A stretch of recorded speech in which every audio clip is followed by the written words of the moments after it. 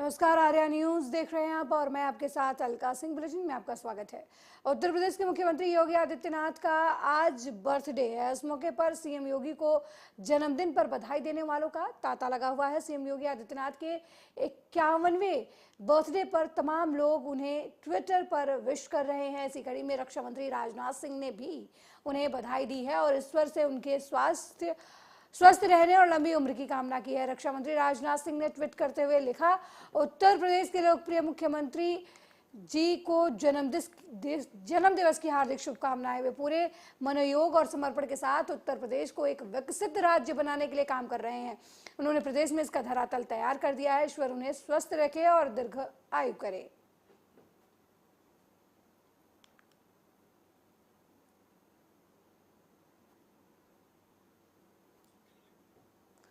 तो सीएम योगी आदित्यनाथ का आज जन्मदिन है। इस अवसर पर सीएम योगी आदित्यनाथ गोरखपुर पर हैं और वहां पर उन्होंने यज्ञ पूजन हवन किया। आपको बता दें कि गृह मंत्री अमित शाह ने भी सीएम योगी आदित्यनाथ को जन्मदिन की हार्दिक शुभकामनाएं दी हैं। उत्तर प्रदेश के मुख्यमंत्री श्री योगी आदित्यनाथ जी को जन्मदिन की ढेर सारी शुभकामनाएं। ये बातें अमित शाह की तरफ से की गई। उन्होंने कहा कि मोदी जी के नेतृत्व में सराहनीय काम कर रहे हैं। आप स्वस्थ रहें, दीर्घायु हों और ईश्वर की कृपा आप पर बनी रहे। उत्तर प्रदेश के मुख्यमंत्री श्री योगी आदित्यनाथ को जन्म दिवस की ढेर सारी शुभकामनाएं। मोदी जी के मार्गदर्शन में उत्तर प्रदेश में गरीब कल्याण और सुशासन को जमीन पर पहुंचाने में आपके नेतृत्व का योगदान है। सराहनीय काम कर रही है आपकी सरकार। आप स्वस्थ रहें, दीर्घायु हों, ऐसी ईश्वर से कामना है। ये बातें अमित शाह ने योगी आदित्यनाथ के 51वें जन्म दिवस के मौके पर कही हैं।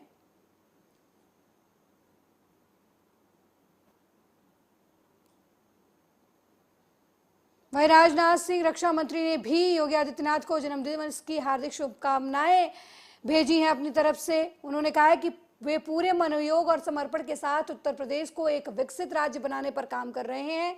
उन्हें प्रदेश में इसका धरातल तैयार कर दिया है। ईश्वर उन्हें स्वस्थ रखे और दीर्घायु करे। ट्वीट के माध्यम से रक्षा मंत्री राजनाथ सिंह ने भी योगी आदित्यनाथ को उनके जन्म दिवस की ढेर सारी शुभकामनाएं दी हैं। उन्होंने कहा कि वो उत्तर प्रदेश को एक विकसित राज्य बनाने के लिए काम कर रहे हैं। उत्तर प्रदेश में इसका धरातल भी तैयार कर दिया है। ईश्वर उन्हें स्वस्थ रखे और दीर्घायु करे।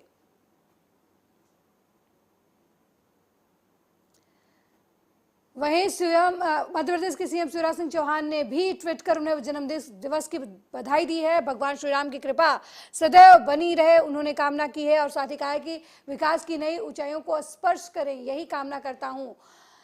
शिवराज ने ट्वीट में कहा कि भगवान श्री राम की कृपा से आप सदैव स्वस्थ रहें, दीर्घायु हो, दैहिक समस्याएं ना आए, साथ ही विकास की नई ऊंचाइयों को स्पर्श करने की कामना व्यक्त की है। उनको जन्मदिवस की बधाई देते हुए सीएम योगी आदित्यनाथ को मध्य प्रदेश के सीएम शिवराज की तरफ से ये ट्वीट कर सीएम योगी आदित्यनाथ को जन्मदिवस की बधाई दी गई है।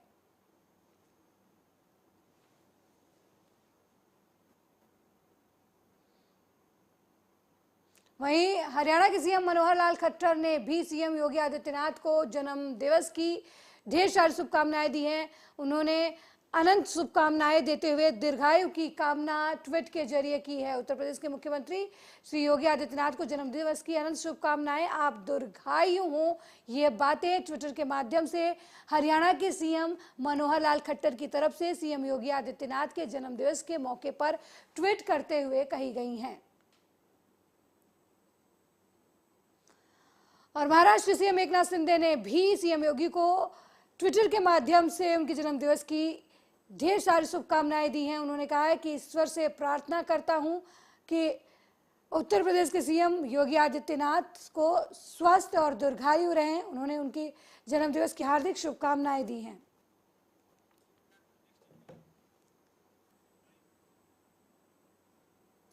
उत्तर प्रदेश में भारतीय जनता पार्टी 2024 की चुनावी तैयारियों को लेकर लगातार काम कर रही है। इससे पहले केंद्र में नरेंद्र मोदी सरकार के 9 साल पूरे होने पर व्यापक जनसंपर्क अभियान को शुरू करने का निर्णय लिया गया है। इस महा जनसंपर्क अभियान की शुरुआत से पहले कार्यकर्ताओं को एकजुट किया जा रहा है। इसके लिए बीजेपी की ओर से रविवार को टिफिन मीटिंग का आयोजन भी किया गया। ये बहुत अच्छा है, इसमें जात पात नहीं, सारे कार्यकर्ता सब मिल के खाएंगे। यशस्वी प्रधानमंत्री मोदी जी की 9 साल की सारी योजनाएं जो धरती पर उतरी हैं, गरीबों को लाभ हुआ है, वो मकान हो, वो शौचालय हो, वो किसान निधि हो, वो रेडी पटरी वालों को 10,000 से लेके 20,000 का ऋण हो, मतलब जो मदद है, और वो सारी चीज़ें जो करोड़ों करोड़ों में लाभ हुई हैं, लाभार्थियों की बातें होंगी, और 24 की योजना कैसे होगी उस पर चर्चा होगी। तो आज का कार्यक्रम बहुत मायने रखता है। पूरा संगठन है हमारा, सारे पार्षदगण हैं, सारे महामंत्री हैं, क्षेत्रीय अध्यक्ष हैं, जिला अध्यक्ष हैं, पूज्य महाराज जी स्वयं हैं। ये ऐतिहासिक है कि हर बड़ा एक्साइटमेंट है कि किसके टिफिन में से क्या खुलेगा, और महाराज जी के टिफिन से क्या खुलेगा, हमारे टिफिन से क्या निकलेगा, वो ज्यादा एक्साइटमेंट भी लग रहा है।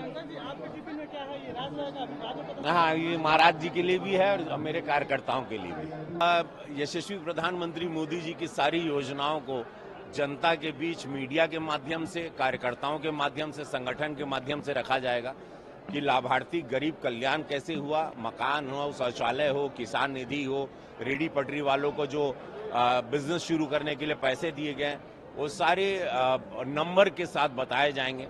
और हर बिरादरी के साथ, संगठन में हर बिरादरी हैं, उनके साथ एक दूसरे का भोजन होगा, तो टिफिन खुलने वाला एक्साइटमेंट भी सब में ज्यादा है कि पूज्य महाराज जी के टिफिन से क्या निकलेगा।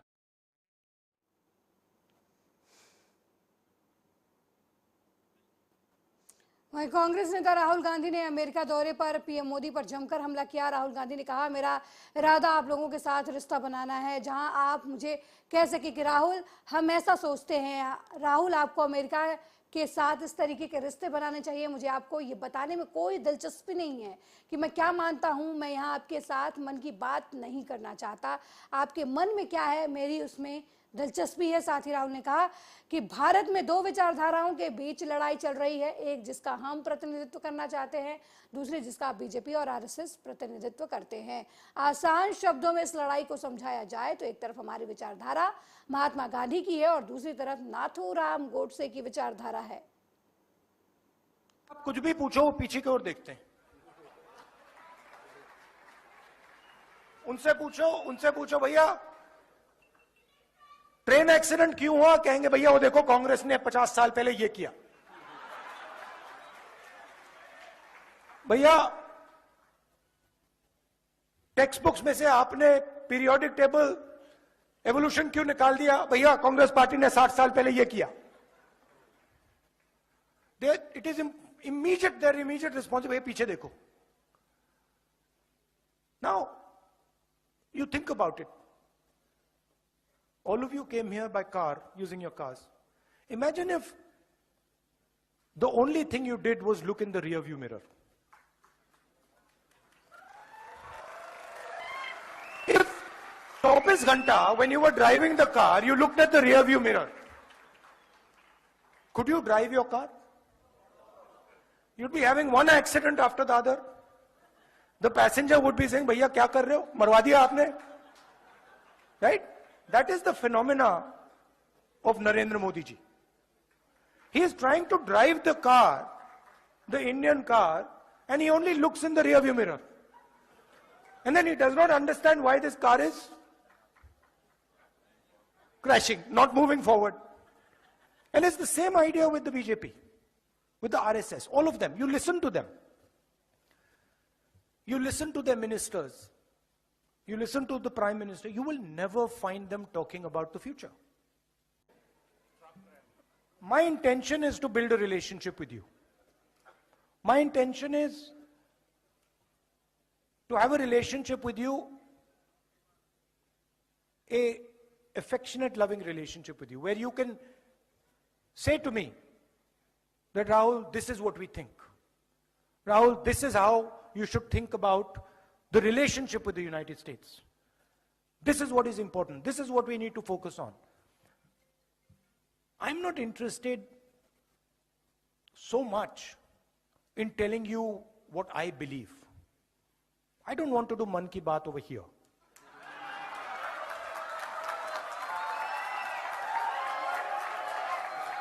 Right? I am interested in आपके मन में क्या है.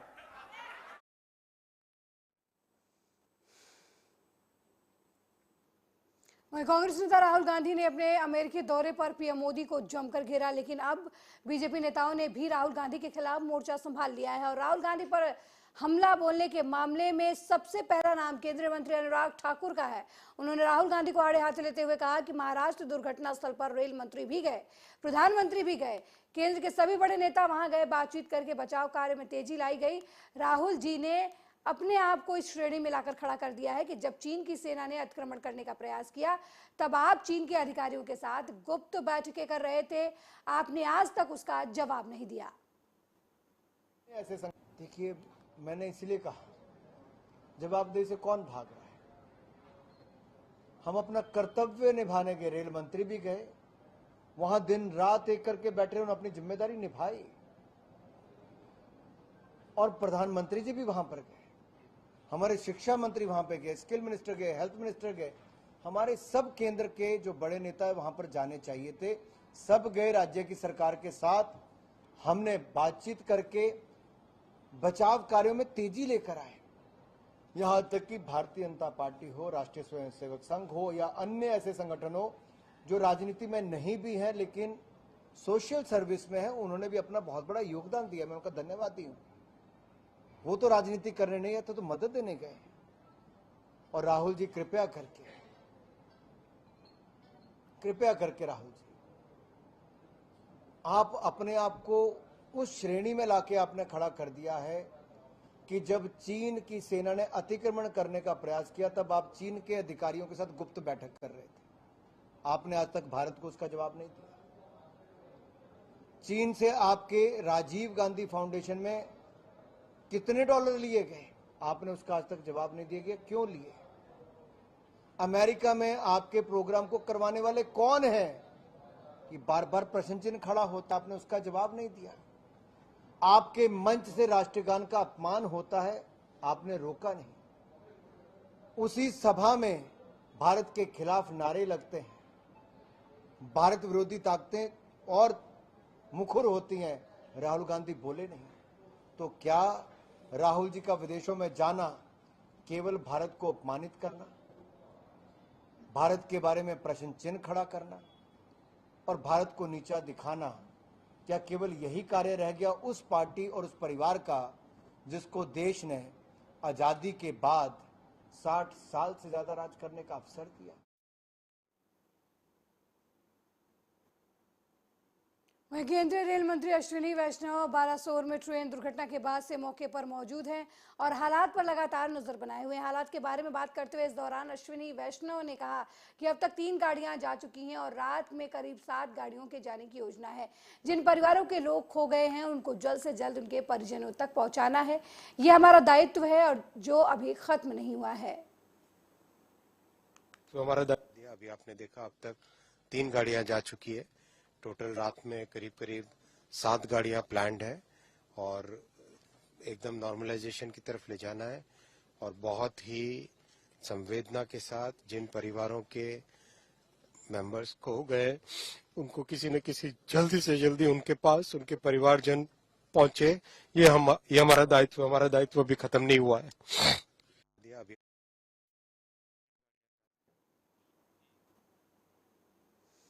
वहीं बालासोर दुर्घटना पर नामीबिया में भारतीय समुदाय के साथ बातचीत में विदेश मंत्री डॉक्टर एस जयशंकर का बयान सामने आया है। विदेश मंत्री ने कहा कि दुनिया भर से बहुत सारे लोगों ने बालासोर दुर्घटना को लेकर शोक व्यक्त किया। ये उदाहरण है कि आज की दुनिया कितनी वैश्वीकृत हो चुकी है, भारत के साथ कितनी जुड़ चुकी है। दुनिया को लगा कि इस समय उन्हें भारत का साथ देना चाहिए। जो आज प्रार्थनाएं जो हैं, जो चिंताएं जो हैं, वो उस सिचुएशन के बारे में होगी। और मैं आपको ये कहूँगा कि दुनिया भर से बहुत लोगों ने और यहाँ के जो विदेश मंत्री जो हैं उन्होंने भी अपनी सॉलिडारिटी प्रकट की है, अपनी सिंपैथी भेजी है। मुझे भी बहुत फॉरेन मिनिस्टर्स और बाकी जो दोस्त जो दुनिया में हैं उनका भी मैसेज आया है, प्रधानमंत्री जी को भी आया है। और ये एक उदाहरण है कि आज की दुनिया कितनी ग्लोबलाइज्ड हो चुकी है कि और ये भी है कि दुनिया भारत के साथ कितनी जुड़ चुकी है कि हमारे यहाँ ऐसी दुर्घटना हुई और पूरी दुनिया को लगा कि हमें भी इस समय में भारत का साथ देना चाहिए। हमारी जो बिहार के भागलपुर में रविवार को निर्माणाधीन पुल भरभरा कर गिर गया। इस हादसे का खौफनाक वीडियो भी सामने आया है। शुरुआती जानकारी के मुताबिक हादसे में किसी तरह के जान माल का नुकसान नहीं हुआ, लेकिन पुल गिरने से मौके पर अफरा तफरी मच गई। हालांकि मुख्यमंत्री नीतीश कुमार ने घटना की जांच के आदेश दिए हैं और जिम्मेदार लोगों की पहचान करने के लिए कहा है। खगड़िया अगवानी सुल्तानगंज के बीच बन रहे पुल के टूटने का वीडियो अब सामने आया है। देखते ही देखते पूरा पुल गंगा नदी में समा गया। हैरानी की बात यह है कि 2 साल पहले भी इस पुल का एक हिस्सा ध्वस्त हो गया था। 4 साल पहले सीएम नीतीश कुमार ने इस पुल का शिलान्यास किया था।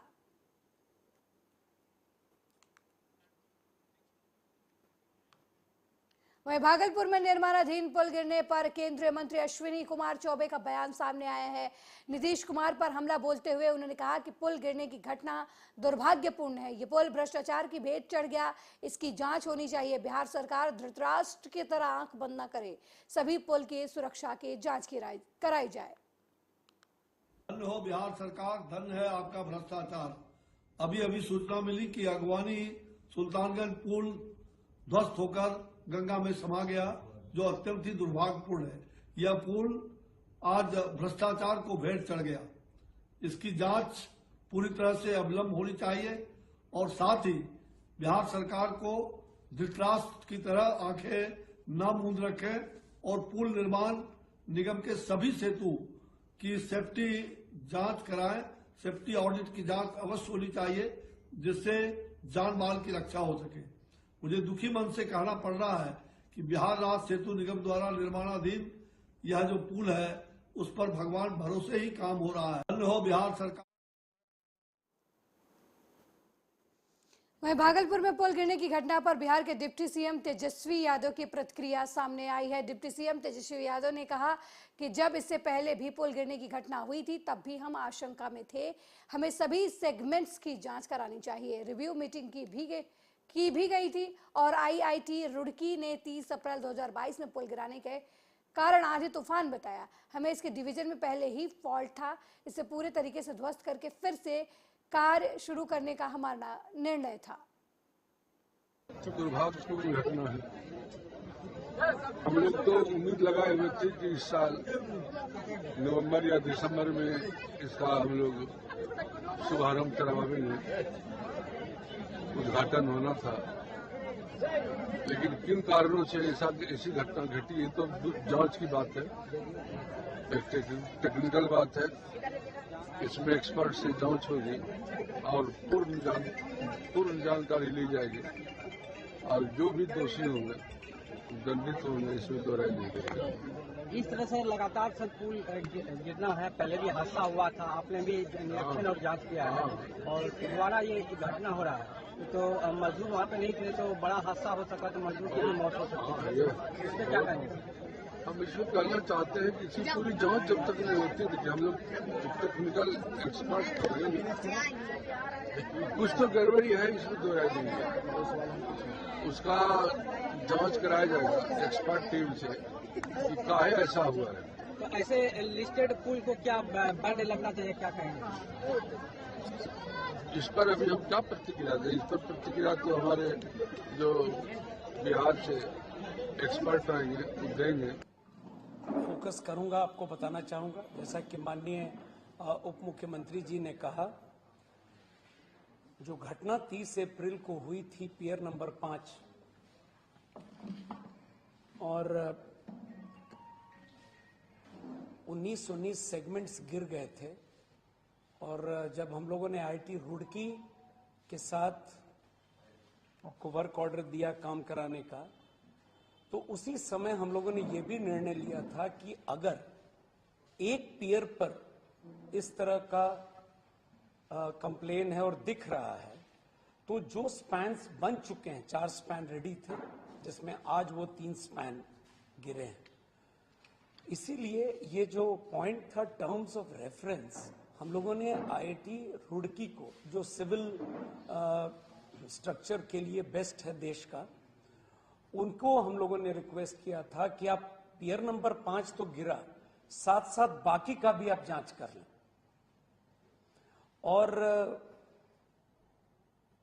वो रिपोर्ट, ये जो पहला रिपोर्ट आया, इस रिपोर्ट के आधार पर हम लोगों ने पूरे 54 सेगमेंट पियर नंबर 5 के तोड़वा दिए और बाकी जो स्पैन थे उसकी जांच चल रही थी।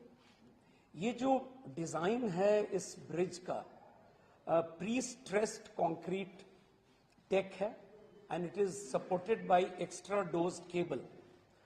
और ये जो मेथोडोलॉजी है कंस्ट्रक्शन का, वो RCC precast segmental construction with cantilever launching method है। तो इसको भी ध्यान में रखकर, और ये माननीय मुख्यमंत्री जी का one of the dream project है, वो स्वयं गए थे साइट पर और उनका इंस्ट्रक्शंस था इस ब्रिज का डिजाइन और ये कराने विशेष रूप से। तो देयरफॉर जब ये घटना 30 अप्रैल को घटी थी और उन्होंने भी समीक्षा की थी उसी दिन, तो तब से हम लोग इस चीज पर बहुत फोकस किए थे कि कुछ न कुछ डिजाइन में डिफेक्ट है। जो निर्माणाधीन जो पुल जो बन रहा था वो क्षतिग्रस्त हुई है और ये पहली बार नहीं हुई। 30 अप्रैल 2022 को आंधी आने के कारण से जो सुपर स्ट्रक्चर का जो सेगमेंट था वो गिरा था और आप सब लोगों को पता होगा उस समय हम विपक्ष के नेता रहे, ऑपोजिशन लीडर रहे और हमने इस पे सवाल उठाए थे। और आप सब लोगों को अवगत कराना चाहेंगे कि इससे जुड़ा हुआ जो सवाल है ये विधानसभा में भी 2 बार आया। पहला सवाल जो आया था वो अजीत शर्मा जी का था, वो दिनांक 1 मार्च 2023 को आया था। उस समय हमने अगवानी घाट पे जो पुल बन रहा था सुल्तानगंज से गंगा नदी के ऊपर, उसको लेकर के जवाब हमने दिया था और वो जवाब आप लोगों के समक्ष है, यहां पर है। और दूसरा सवाल एक और आया था, वो तारीख है 13 मार्च 2023। ये डॉक्टर संजीव हैं, परबत्ता के विधायक हैं, उन्होंने पूछा और दोनों बार हमने जवाब में ये बताया था कि दुर्घटना की जांच जो है प्रतिष्ठित संस्थान आईआईटी बॉम्बे, आईआईटी रुड़की एवं एनआईटी पटना के विशेषज्ञ प्रोफेसर द्वारा कराया जा रहा है ताकि जो कारणों का सही पता लग पाए। और आप सब लोग जानते हैं स्ट्रक्चरल में जो बेहतर संस्थान जिसको माना जाता है वो आईआईटी रुड़की को माना जाता है। जब पहली बार ये घटना हुई थी, जब हम नेता विरोधी दल थे, तो उस समय जो सेगमेंट जो टूटा था उसको लेकर के हम सब लोग आशंका में थे, शक में थे कि भाई इसकी पूरी तरीके से चाहे स्पैन हो, स्ट्रक्चरल हो, सारे सेगमेंट्स की जो है हम लोग जांच करा लें, उसके बाद जो हम लोग कोई कदम उठाएं। हमने नवंबर में रिव्यू मीटिंग भी की थी पथ निर्माण विभाग की, जिसमें हम सब लोगों ने निर्देश दिया था कि इसकी जांच होनी चाहिए। सारे संस्थानों को हम लोगों ने अप्रोच किया और आईआईटी रुड़की को हम लोगों ने खास तौर पे माना कि इसका जो रिपोर्ट होगा उस आधार पे हम लोग काम करेंगे। दुर्भाग्यपूर्ण घटना है।